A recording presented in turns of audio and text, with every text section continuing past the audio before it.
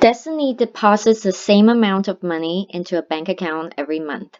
The table shows the amount of money in the account after different periods of time.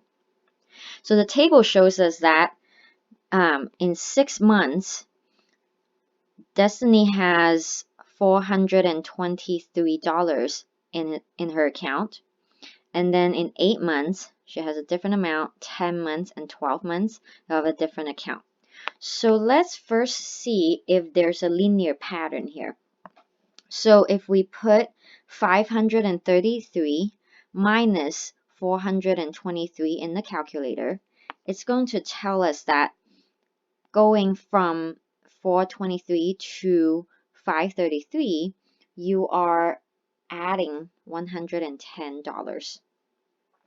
So for each account, it's the same amount. So 533 plus 110, it is going to give us 643.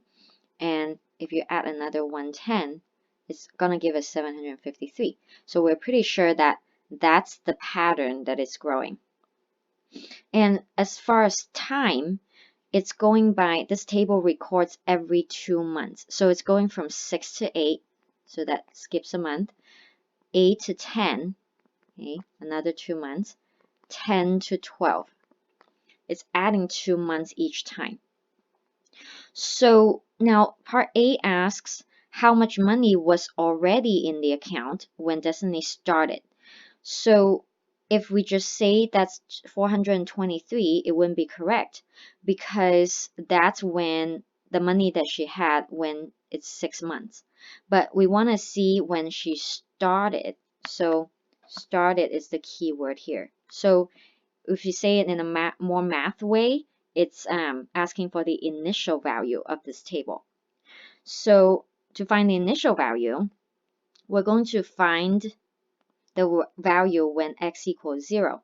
So x now is 6 from this table. So if we go backwards, we will subtract 2 and we would get to 4. Okay, if we go backwards another time, it's 2. So not enough. Let's go backwards another time, and that's 0. And that's where we can stop. We want to find the value here. So for y, you're going to go backwards the same time. So 423, go backwards, but you're subtracting $110. So 423 minus 110, that would give us 313. Let's go back one more time.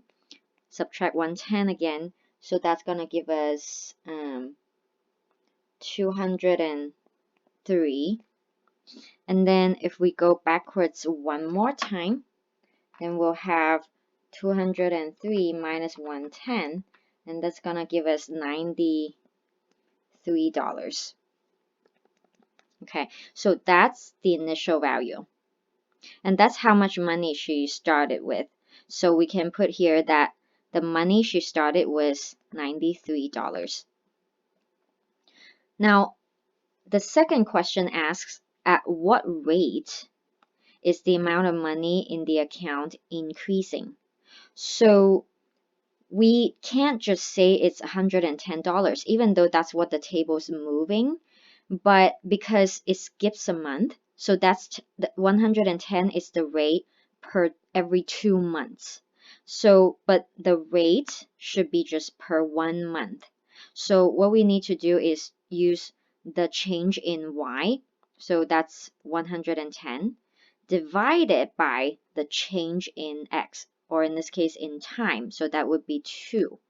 Okay, so 110 divided by 2, that's going to give us 55. So the rate that her account's changing should be $55 per month, and that's just 1 month.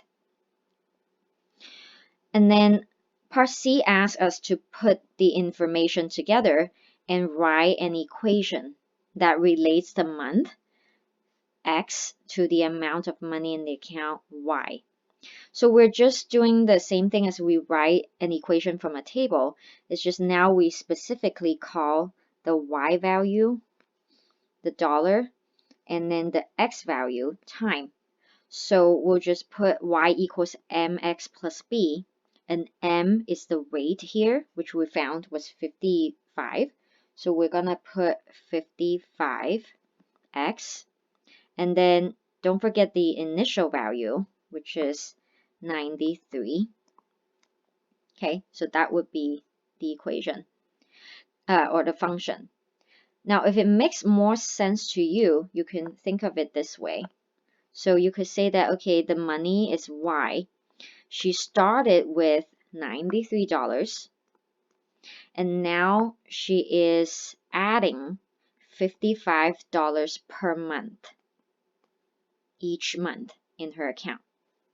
So that would also be another way to write a function. You notice that these two ways are exactly the same.